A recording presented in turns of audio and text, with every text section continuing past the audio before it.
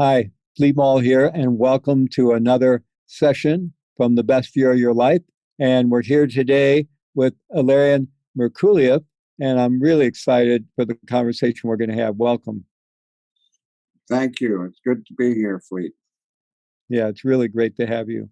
And I've listened to a lot of your teachings, and you were so kind as to participate in the Global Resilience Summit, and that was such a rich conversation there. So I'm really, really happy that we can share your wisdom and teachings with our audience.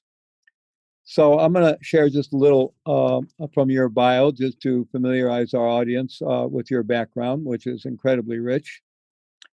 So Ilarion was born and raised on St. Paul Island in the middle of the Bering Sea. St. Paul Island is part of a five-island group called the Pribilof Islands, which is the Russian name for it. He's an Unangan and was raised in a traditional way. Throughout his life, Ilarion has focused on traditional knowledge, wisdom, and spirituality gained from culture bearers around the world, acting as a bridge from the past to those alive today. He lived on St. Paul Island for half his life and now lives in Anchorage, Alaska.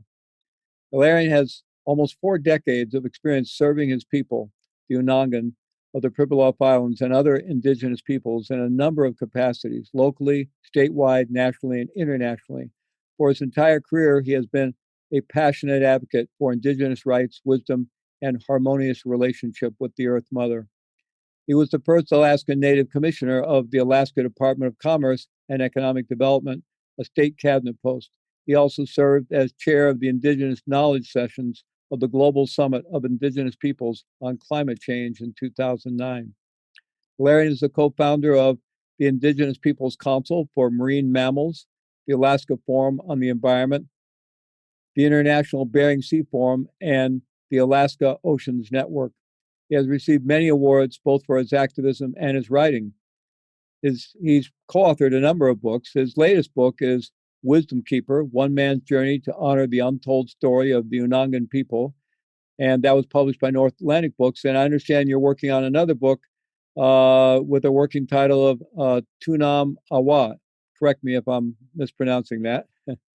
Tanam Awa, and the book has already been written. I should have updated your. Okay. Is it out already? Yes, it's out. Oh, okay. So that is your latest book, Tunam Awa, which means the work of the land in the Unangan language. Ilarion is currently an independent consultant, president of the Global Center for Indigenous Leadership and Lifeways, and serves as a senior advisor to the World Wilderness Congress and advisor to Native Lands and Wilderness Council. His passion is speaking of traditional elder wisdom for modern challenges, particularly about restoring women to their place as original healers and balancing the dysfunctional masculine. So it's an incredibly rich background, and I didn't even begin to cover all the organizations and projects and activism that you've been involved in. Really, at so many different levels within Alaska. I mean, you've really been an organizer and a public servant for in the state of Alaska, as well as for your people, very particularly. And then you've been really active around the world in indigenous rights and environmental issues. So I think I'd love to start actually where you grew up. So you grew up on St. Paul Island, one of the Pribilof Islands, and that's the Russian name. What is the actual name? Tanakh Amich. Tanakh Amich, A-M-I-X. Mm-hmm. Means land of mother's brother. Uh-huh. So that's a small group of islands in the middle of the Bering Sea. And I looked it up on the map. It is out in the middle of the Bering Sea between the U.S. and Russia, between North America and Asia. And so I'll assume you grew up much closer to nature than most of us. So what did you learn about life and our relationship with the earth growing up in such a remote place? Well, first of all, Angwan, Kamagala Kamna Kamagala Kasuda, Tingunangan Way, Unangan Sokta Kuyach, Amakancha Sokta Ilarion Merculieff, Kawalangan Unangan Way. I said, hello, my other self, Angwan, which is the way we greet each other every day. And it's hello, my other self. And I said the afternoon tastes good. That's another way we talk about, instead of saying good afternoon, we add something to it. And that I am Unangan, which is in the Western way called Aleut, but we don't use that term because it's a name given to us by our former oppressors. And I said my traditional name is Kuyach, which means like an arm extending out from the body, carrier of ancient knowledge into modern times, a messenger. I was given that name at 4 years of age by the last Kuyach that was left alive amongst all my people, not just the Pribilof Island, but the whole Aleutian chain. And my generation was the last generation that had a fully intact traditional upbringing. So, the island that I was raised on is very small. It's 12 miles long and 5 miles wide. And when I was a child, we had about 1.2 million northern fur seals, 2.5 million seabirds, 1,000 reindeer, and 500 Unangan people. And the wildlife, the birds and the seals, of course, were concentrated only on the periphery of the island. So it was intense wildlife that I was born into. It was very magical.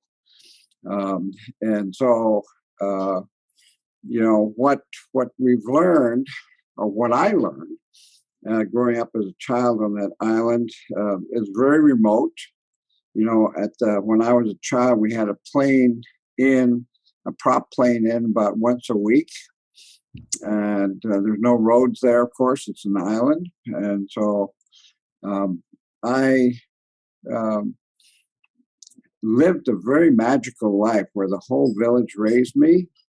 And I had intimate relationship with both the birds and the seals and the reindeer. And I lived every aspect traditionally of our lives on the island. So I had to spend equal time with the men, equal time with the women, equal time with the elders, and with my peers. And of course, with my peers, I was to just play. And with the hunters or the men, I would learn hunting and fishing in men's ways. And with the women's ways and food preparation and knowledge about food. And with the elders, they would take me out every week to hear their stories from age 5 to age 13. So I just loved just listening to the elders tell their stories. So it was a remarkable type of upbringing. And one of the things that is central to our culture, of course, like many indigenous cultures, is intimate connection with Mother Earth and all of her creatures, all the sentient beings that she has on her. And we developed such a profound way. I mean, my people have been out in Bering Sea for over 10,000 years, and we're still there. It's very rare for indigenous people to be where they were born. And this is very important because we developed a highly spiritual culture. And, in a place that's hard to eke out a living, we developed the most densely populated linear mile of shoreline in all of North America for our time. And that's quite remarkable. And we were the only Alaska Native people that didn't have footwear, even in the wintertime.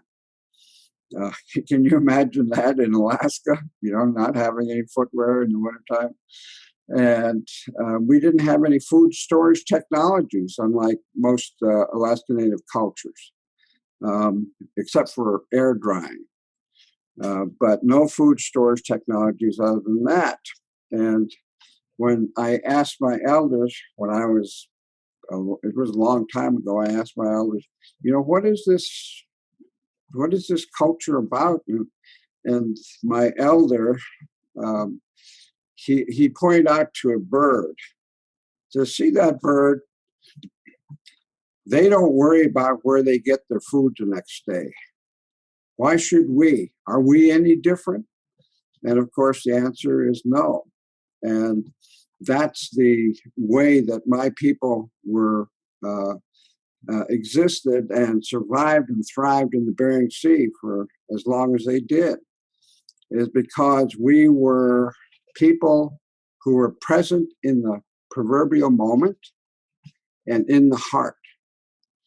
And where the heart would tell the mind what to do. And now we live today where the mind tells the heart what to do. And we call ourselves the real human beings or the human beings. And so do all the cultures in Alaska, Inupiat, Yupik, Dene, Tlingit, all these groups, the meaning of their names means the human being or the real human being. And what we learned and what I learned is that this is the only place to be if we're going to be in constant and intimate communication with Mother Earth and all living things. And we need to just be present in the moment and in the heart and not have any thoughts unless it's generated from something the heart tells us to do. So my job is to implement what your heart is telling you. That is such an amazing upbringing that you had. I mean, the idea of being able to grow up in such a balanced, with all those balanced influences, I mean, it's almost non-existent today.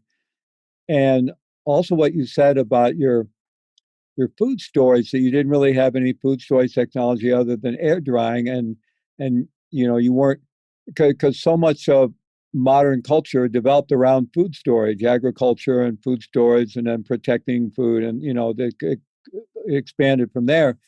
And I can imagine, in tropical climates being able to live that way, but in such a remote place, I assume the winters there are pretty rough. So it's kind of hard to imagine how you could survive in that way, in that remote climate. Yeah, well, the answer is fairly simple for our people, and that is that when we are present in the moment and in our hearts, everything else will be taken care of. There is nothing to worry about. And even I today live that way, where I don't plan for anything, even the next day. And so it's like every day is a new life. And I trust. It's not a trust that is in the mind. That's a superficial form of trust. We embody that trust. Embody trust in ourselves, trust in living and living processes, trust in the universe, trust in who we call Aroch, the great spirit that lives in all things, including us. So we have that complete and utter trust, not a shred of doubt in our minds. And the only place that you can do that is your body directed by the heart.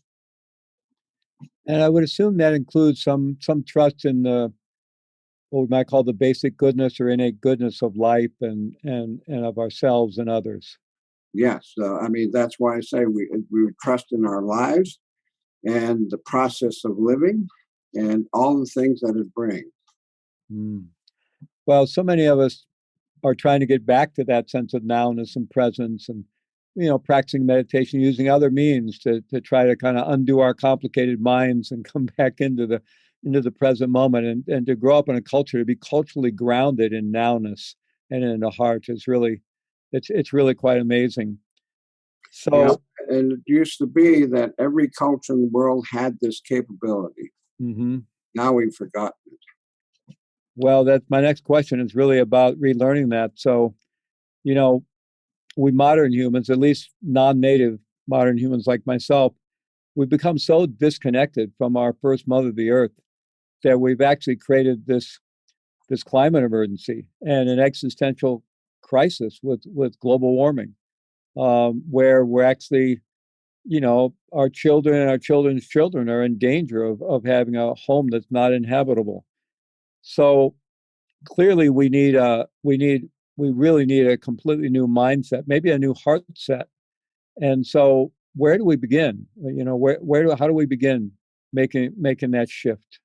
Well, first of all, I think it's important to emphasize I work with a group of elders from all over the world, and we call ourselves the Wisdom Weavers of the World. And if you're interested in it, you can look at wisdomweavers.world, and you'll get our website. We just launched this year on Earth Day. It was launched by Reuters worldwide, and Reuters just volunteered to do that. And we have a 14-minute film as a taste of what it's like to listen to elders from throughout the world about these times. And the messages, and we're continuing to this effort to get the messages of the elders to the world. It was first interpreted in 15 or translated into 15 different languages. The film was. So we wanted it to get the maximum exposure possible for the time that we had. Mm-hmm. And these elders, we called the meeting in Kauai in 2017. And we called them to answer two questions. One, what is the state of the world as we see it now? And two, what must we be doing now? And so that's what part of the 14-minute film is about, is answering those two questions. And what they concluded was something that my people had been already familiar with, which is we must change our consciousness now, because we humans don't have very much time left. Mother Earth lived for billions of years. She'll live for billions more. It's not a question about whether or not she's going to live. Mm-hmm. She is. It's a question about whether or not we humans are going to live.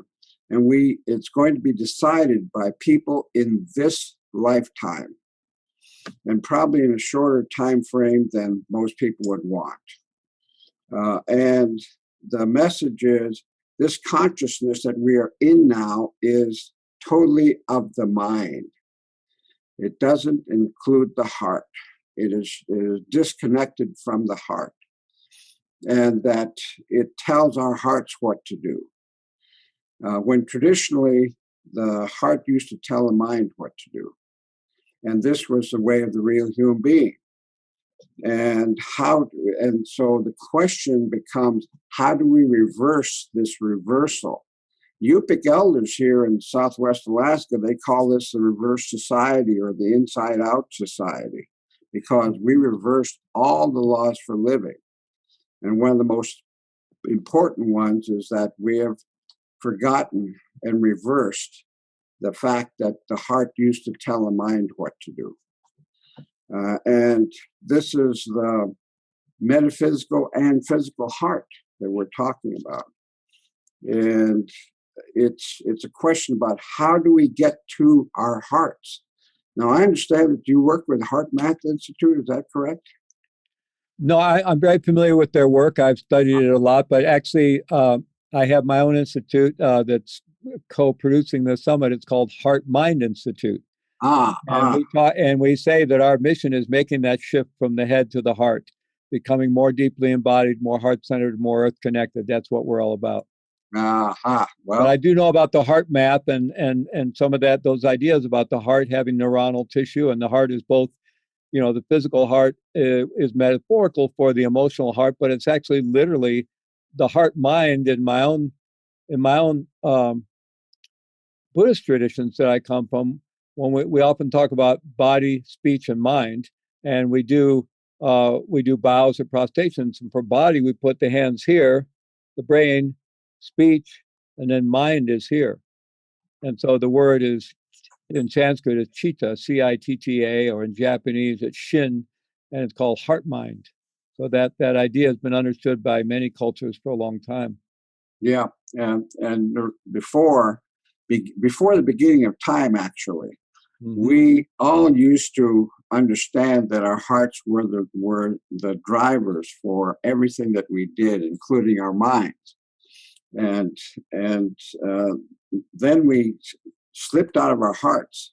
And when you leave the proverbial moment, as you know, we get into time. We're conscious of time.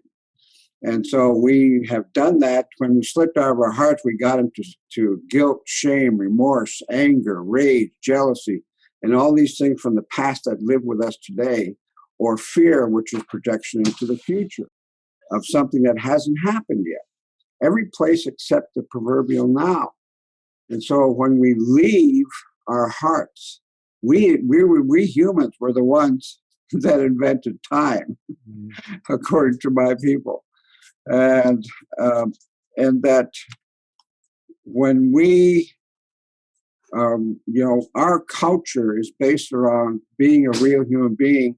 And when you ask the elders what does culture mean and how do we get it, they point to the 2-year-old child. So, the 2-year-old child is our leader when it comes to being a real human being. And of course, I was at a Native American conference of about 2,000 people in a gigantic circle, and in walks the middle of the circle a 2-year-old child, buck naked. She was not conscious or self-conscious about herself. Mm-hmm. And when a child gets angry, they engage their whole bodies. Mm-hmm. And that by doing that, they're really releasing energy, and what they're angry about is gone in a couple of minutes. That it's quite amazing.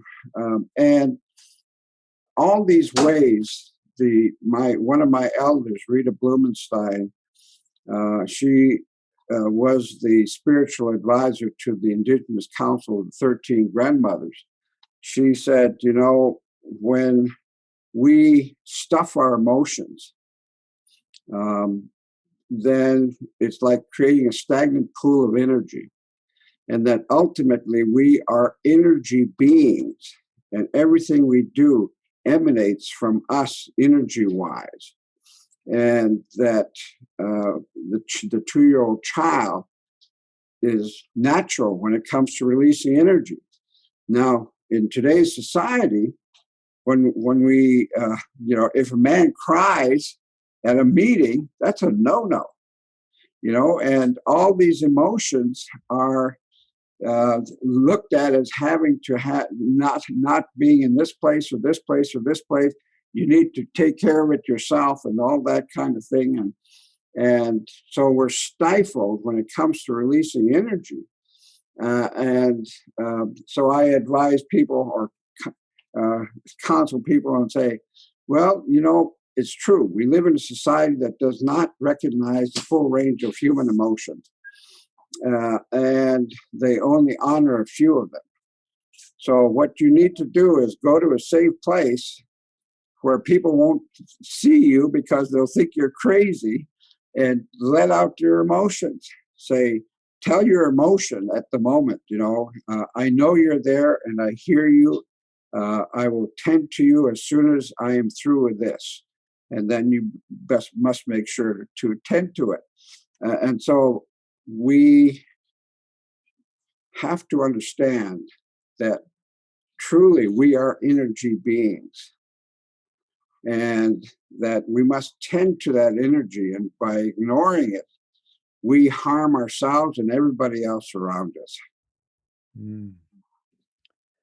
So what I hear you saying about this, making this shift from this inside out way of living, so putting our mind back in service of the heart, and it seems to be primarily connected, you're saying, with really living in the now, with coming back into nowness and letting go of this illusion of time. And certainly when we are able to live in the present moment, things are a lot simpler when we're not chewing on the past and stuck back there, and when we're not worrying about the things we don't really have to figure out too much in the present, just kind of like what's right in front of us.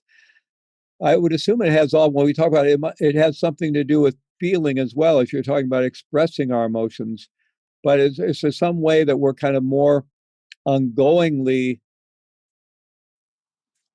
tuned into our emotional life? Something about being connected with the heart, being in the body? Is it like just being, today in modern language, we talk about emotional intelligence, right? Just having more access to our emotional energy on an ongoing basis, and having that be a source of our wisdom. So is it, I'm trying to help our audience think, what is the path though? One is live more in the present, obviously, but this pathway to reconnect with our hearts. What, if you could say more about that? Well, you know, I understand today's terminology that they use in applying these thoughts like emotional intelligence. Mm-hmm. And from my people's viewpoint, the intelligence is the human body, everything that the human body has, including gut feel and intuition and heart sense. Mm-hmm. And that all these, if we're allowed to let this energy flow freely, they synergize. They have a synergistic effect where they all get together and they figure out what's going on in an instant. When we are preoccupied with, let's say, emotional intelligence, we're thinking, yeah, it's emotional, guided by the brain, perhaps, and it's falls short of what we understand true intelligence to be. And that when we allow this true intelligence to come forward, we're amazing. I mean, I can't remember which institute did this, but in Europe, they studied children and through teenage years, I think. And they found out that every child, before they came into learning the Western ways, were geniuses. Every child was a genius. And then we add on the prescriptions of adults onto the child, and they say gradually we've dumbed ourselves down. And this is something that is hard for people in this world now today to accept, let alone understand, because we've been taught to listen to the adult. When we're children, we have to listen to our parents. When we're in kindergarten, we got to listen to the teacher. And you go on through postdoctorate degree, you got to listen to the person who has more degree intelligence than you. And this it falls far short of what we can achieve as human beings if we only understand what it is that we need to do. Now, I was raised in a way where I watch and I listen and I learn. I never asked any questions as a child. And the adult's responsibility was to create the space for a child to learn, not tell them what to learn, how to learn, or to define anything. And in this way, the child is allowed to expand out to the maximum of their capability without interference of an adult. And we don't trust children to know what it is they need to learn. But they know, because they were born geniuses. Mm-hmm. Every single human being that was born today was a genius at one point in time. And we just dumbed ourselves down. And so I tell this to groups that I speak with all the time. And the women are the ones that get it, more so than the men, because they understand when they have a child, when they have a fetus, it's the most intimate connection that you can have with a fellow human being.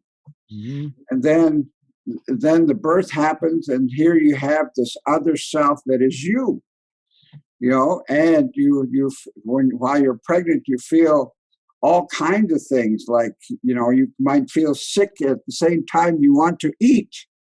It's like, how do you bring these polarities together? But women do it all the time. And this is what the real human being does, is that we take the polarities and the dualities we created with our minds and unify them. And when we unify them, we see something totally different. And so that's another thing that I can talk about for a long time. But anyway. Well, I hear you talking a lot about trust, and you spoke before about trusting, and what I hear you saying is that our body really is already set up to thrive, has all the intelligence, has all the wisdom. It's about allowing and trusting and letting that innate confidence and wisdom arise. And it's such a different way of viewing the world and understanding the world. It's just so beautiful. Yeah. And that's actually one of the premises of this summit, is that that with this summit, we're really helping people try to make a fresh start, let's say, in the coming year. And one of the reasons we feel that the idea of New Year's resolutions often doesn't work out very well, there's a number of reasons, but one is that we often make those resolutions or aspirations to change out of feelings of unworthiness, or like we're missing something, or we're broken, or we're not, and that's very different than having confidence in your innate wisdom and then just letting ourselves thrive naturally, just like the plants and trees do. Exactly true. I grew up without learning the word problem. There were challenges, but we never had any problems. So anything that I did after, when I left the island, I didn't see any problems. And by seeing them as challenges, then I look at, okay, can we find ways with this challenge to make it either better, or we totally do something different. I mean, when we go to our inherent intelligence, we know. And so when the elders that I work with say, to find your answers that you're asking for yourself is what the sages have been saying for eons, which is ask yourself, ask your heart, what is the answer for you? And because we've de-emphasized the role of the heart, we go to the mind. We don't do that. And so when you ask your heart, to get to your heart, you have to get rid of all the clutter that our minds have created and the traumas that we experience. Then we can hear the heart unadulterated, its voice. And when we find that, we actually find our gift that we have to offer the world. And I mean to offer the world. It serves you, but it really is aimed at serving the world. And we don't know that because we don't have any role models for that. And we continue doing what we're doing. But when you look at what your gift is, and the elders are saying that we need to have people find their gift from their heart now. We don't have time to waste.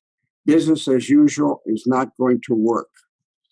And so we must diligently and courageously go through what the mind layers have been that keep us from listening to our hearts.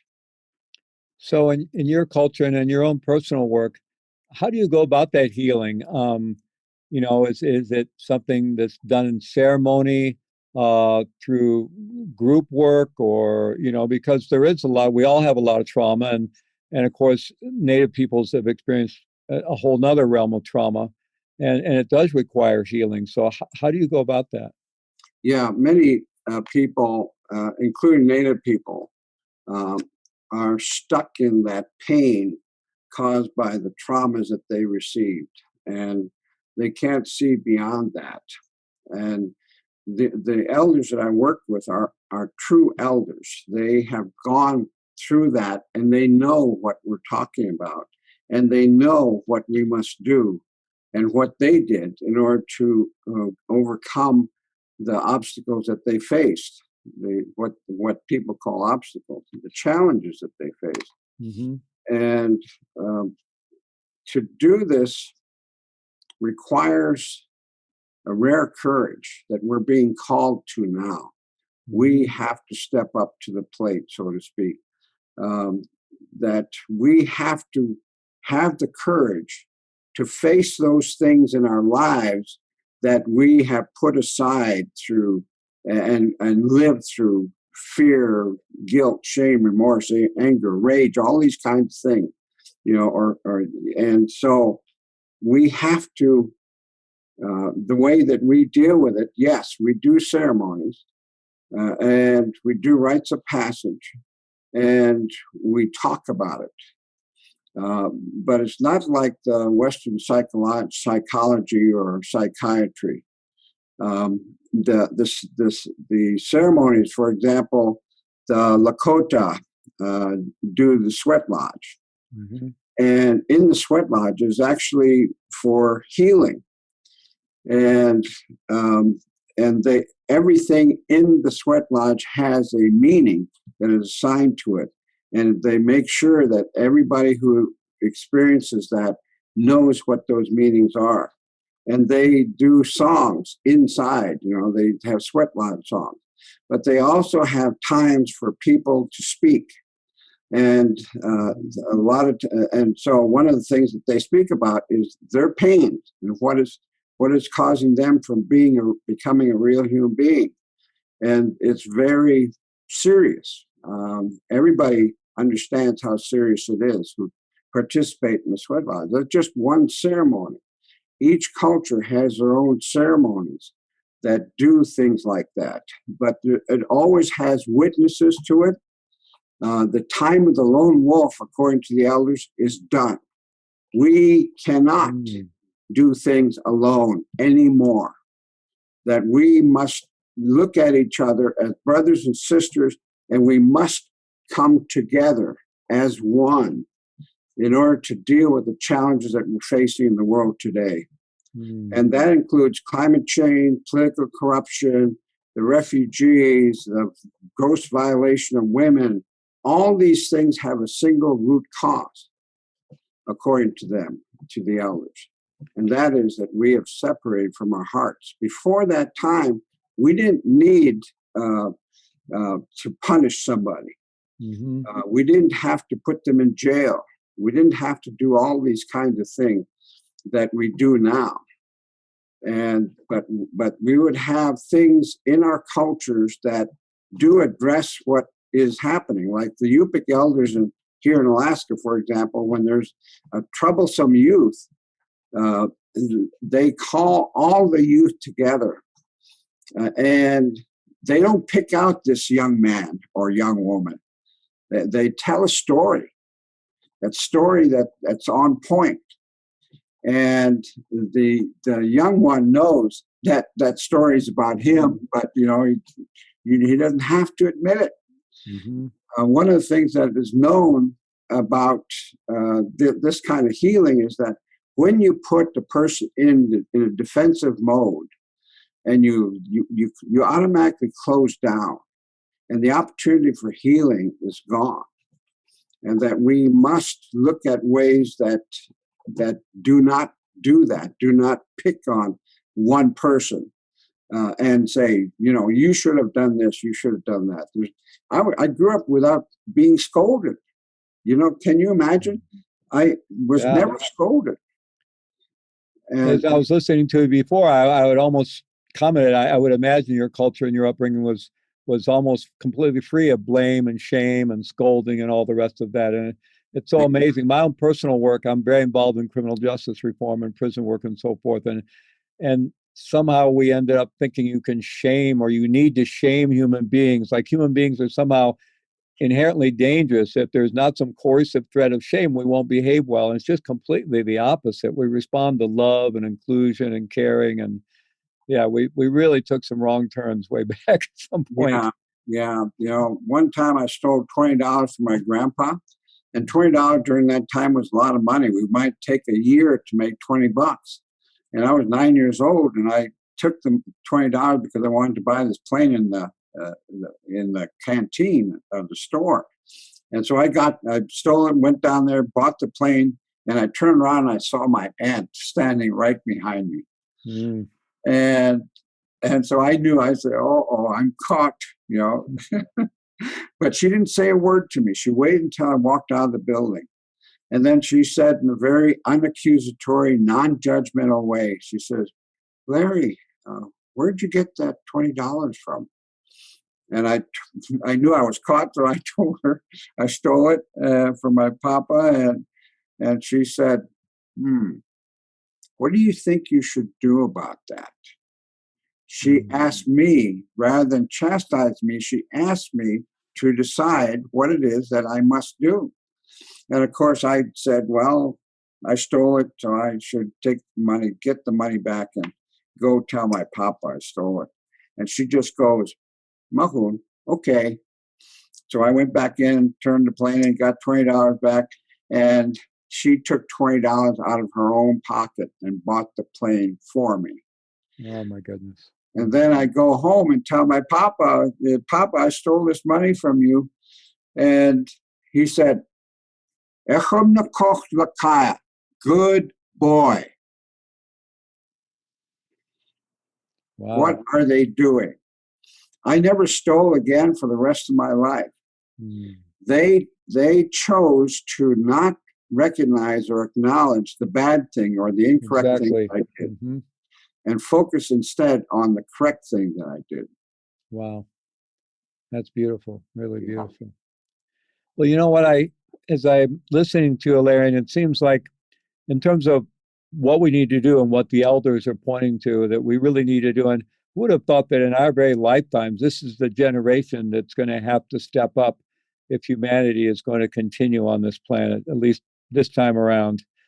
And fortunately, there is a growing, somewhat small, but growing movement towards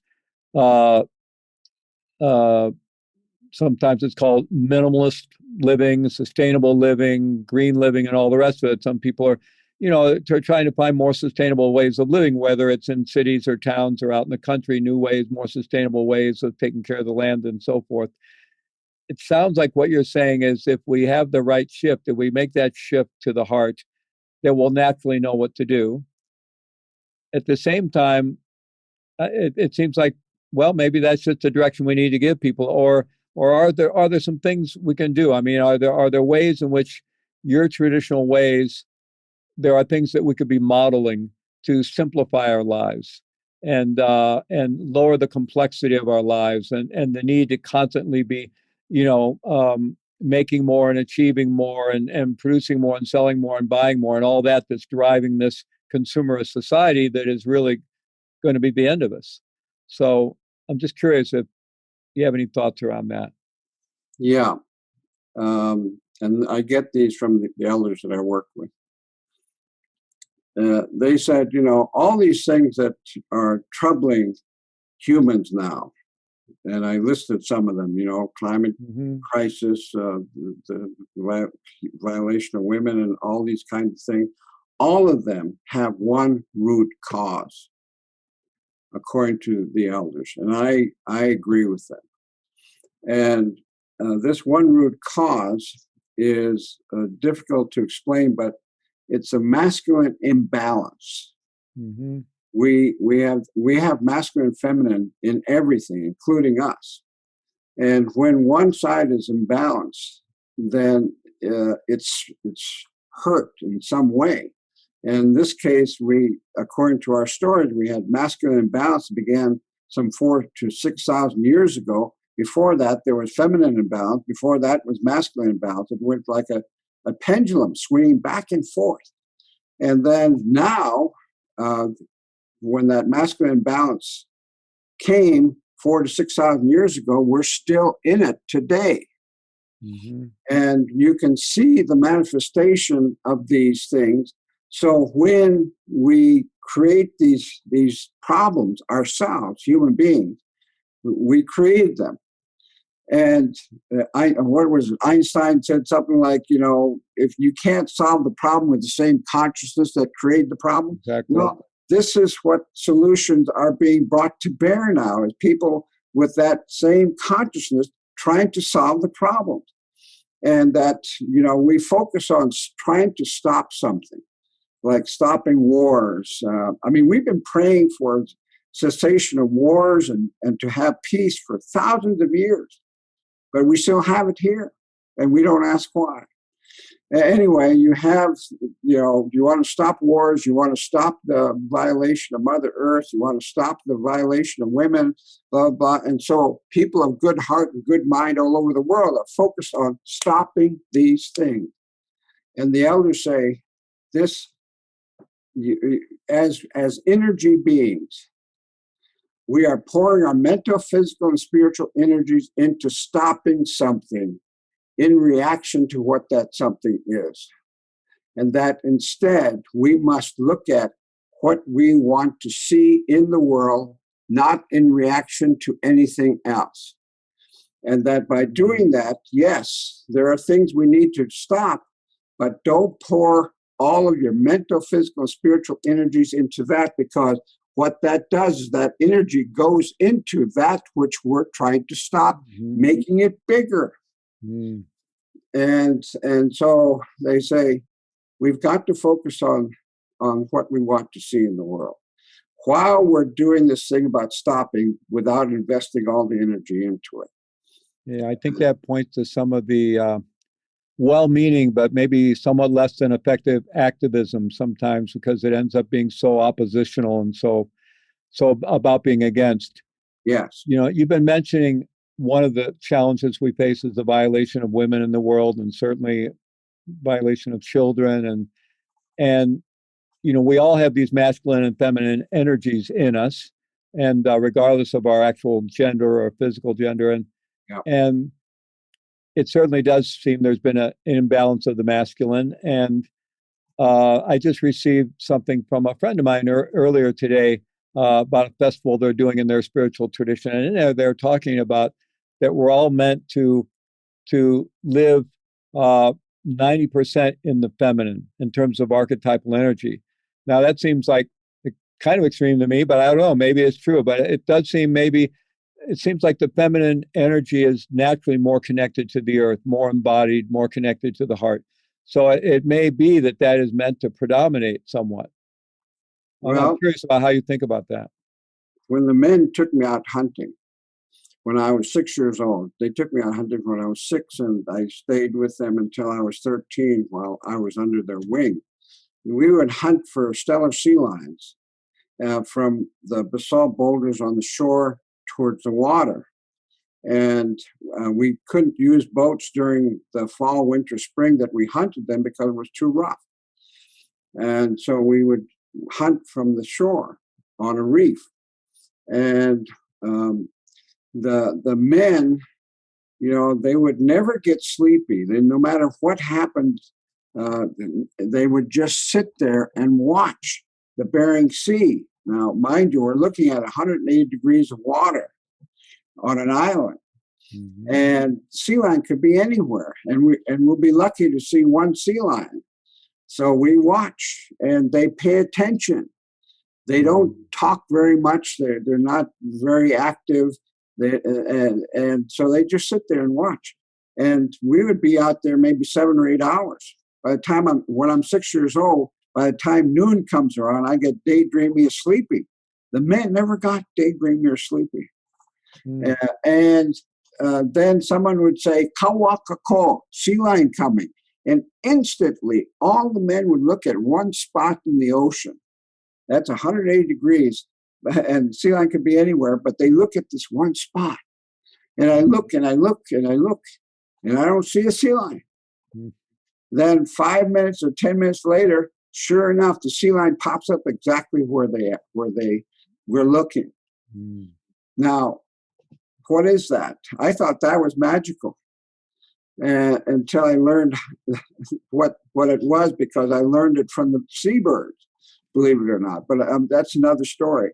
But anyway, these ways I said my acha, I had a traditional mentor called an acha, which is a spiritual relationship between a younger and older person. And he taught me about what it means to be a man, what it means to be in relationship to self and others, what it means to have reverence for all life, ethics and values of the Unangan culture, all these things from age 5 to age 13, but yet said no more than 200 words to me the entire time I was under his wing. Wow. And what these ways are feminine. It's a feminine thing to feel something out there, and to know all of this stuff. The best hunters were ones who had this anchored feminine energy inside of them. And I was lucky and blessed to have experienced that and learn it at 6 years old. Then I applied what these men had to fishing. We fished for halibut, hook, line, and sinker. And I can tell you when the halibut's coming to the line. I can tell you when it bites, if it's hooked by the lip or the jaw or the side of the body. I can tell you what size it is. I can tell you whether or not it's male or female. I can tell you how it's going to fight on the way up. These are feminine things, but they're necessary for a good hunter and fisherman. And so these are things, is not unique to me. This is the way the real human being used to be all over the world. And we can have that again if we are dedicated to taking the clutter that's in our mind, processing them, living them, and letting them go. That's the only way that we can get to what is our hearts have for the world. Yeah, I really get the sense that the only thing separating us from that very magical world in which you grew up there on St. Paul Island is the clutter in our mind. And free of that, the magic and the sacredness is all around us. Exactly. Thank you. Well, this has been a wonderful conversation, Ilarion. Thank you so much. And I'm just curious if maybe, this summit, the idea of the best year of your life, which, kind of implies time already. So maybe we're already in trouble, but it's about not giving up. It's about, not just, getting into that fixed mindset. Well, that's just the way I am. That's the world, but really being open to a shift in consciousness, like you're talking about. So I'm just curious, as you might have some final message. Here we are still in the midst of this pandemic. It looks like it's going to get worse before it's over this winter. And we are coming to the end of the year, at least in the Western calendar, and that time, which is a sense of renewal and new possibilities. And I'm just curious what your message might be for our audience in relation to that. Well, these things that are facing us now, the pandemic is one manifestation. We're gonna have wars. We're gonna have all these things that are going to get darker before it gets better. The elders know this, and what they say is, no matter what happens in this time, stay in your center. Do not get caught up in the whirlwind of things that are happening to human beings now. That, you help them when you can, but you do not get caught up in the whirlwind. Because once you're caught up, it's going to be very difficult to get out of it. That you need to stay in your center and focus on what your heart center is telling you. And that's what the elders say that we must do during this time. All of these things that are happening in the minds of many indigenous people they're happening for a reason. Like the pandemic, for example, is something that was created by Mother Earth, and to show us a different way, that perhaps our way that we're doing now doesn't work. And what you see is things like slow down. In Alaska, we have a thing called earth-based pace, where people in the villages are slow. They're slow walking, slow moving, slow talking, slow doing. We're slow at everything. And the Western institution says, well, that person is dumb or doesn't know or doesn't have the answers. But no, it's earth-based pace where we slow down enough to listen to what Mother Earth is telling us.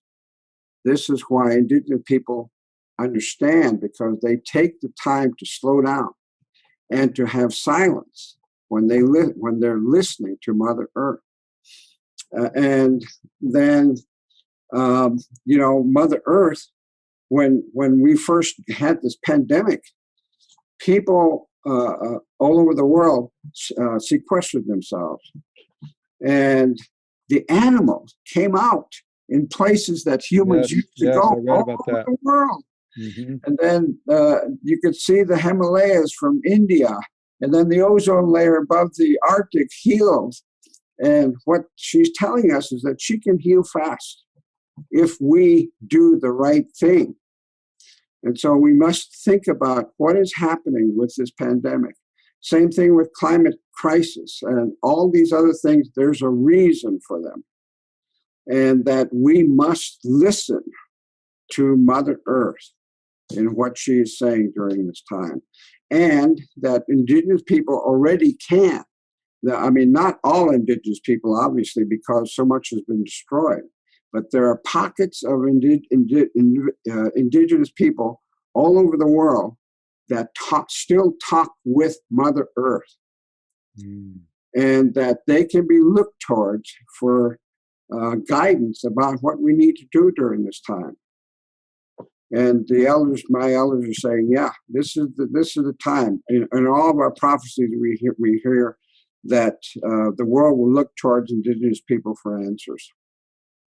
Wow. Well, may it be so. May it be so. Absolutely.